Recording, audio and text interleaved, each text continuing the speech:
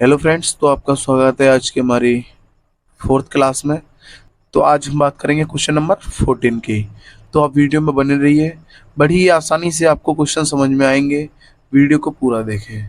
ठीक है, हम शुरुआत करते हैं। देखिए, हमारे पास क्वेश्चन है।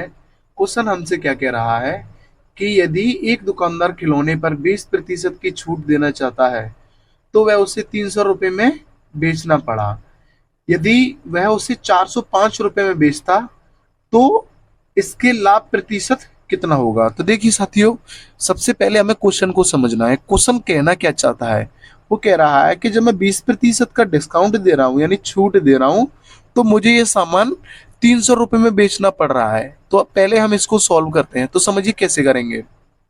कि देखिए, वो क्या कर रहा है कि 20% की छूट दे रहा है और आपको 20% की वैल्यू पता है, फ्रैक्शन वैल्यू। तो देखिए, 20% को फ्रैक्शन में हम लिख सकते हैं 1/5। जब 20% के डिस्काउंट की बात कर रहा है तो ये समझ लीजिए ऐसे कि 5 रुपए के सामान पर 1 रुपए की छूट की बात वो कर रहा है। तो 5 रुपए के सामान को समझिए, जब 1 रुपए की छूट देगा तो 5 रुपए के सामान को कितने में बेचेगा? 4 रुपए में। लेकिन ओशन के अकॉर्डिंग वो कितने में बेच रहा है? 300 रुपए में। यानी 4 की वैल्यू तो उसने दे दी 300। कहने का मतलब यही तो है। वो कह रहा है कि 20% की छूट के बाद वह सामान 300 का बेचता है तो वही सामान रहा होगा 5 का। उस पर 1 की छूट दे दी, इसका मतलब 5 का सामान 4 में बेचा होगा। समझना ठीक है।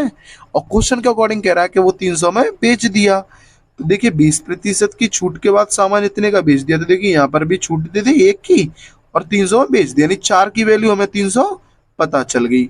जब 4 की वैल्यू हमें पता है कि 300 है तो हम 5 की वैल्यू कैसे निकालेंगे।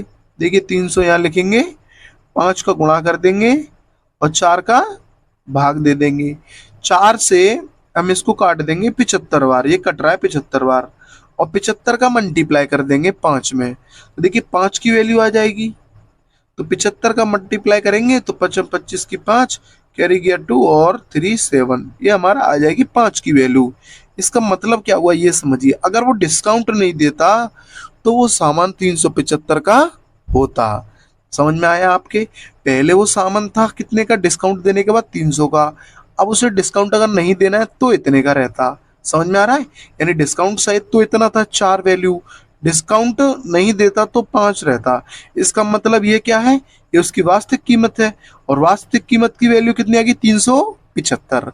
अब समझिए वो सामान कितने का? 375 का। अब वो क्वेश्चन में क्या कह रहा है? क्वेश्चन में कह रहा है यदि वह इसे 405 में बेचता तो कितने प्रतिशत का फायदा होता।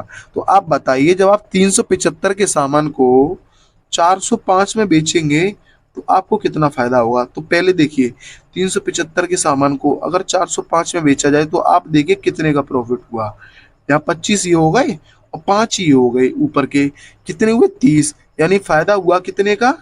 30 का। कितने का? 30 का। और ये 30 का फायदा हुआ किस पर? 375 पर।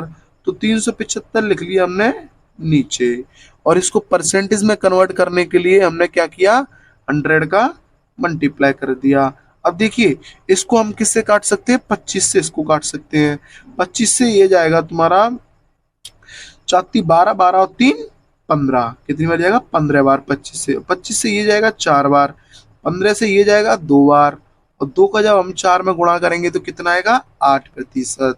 इसका मतलब ये हुआ कि उसको 8% का लाभ होगा।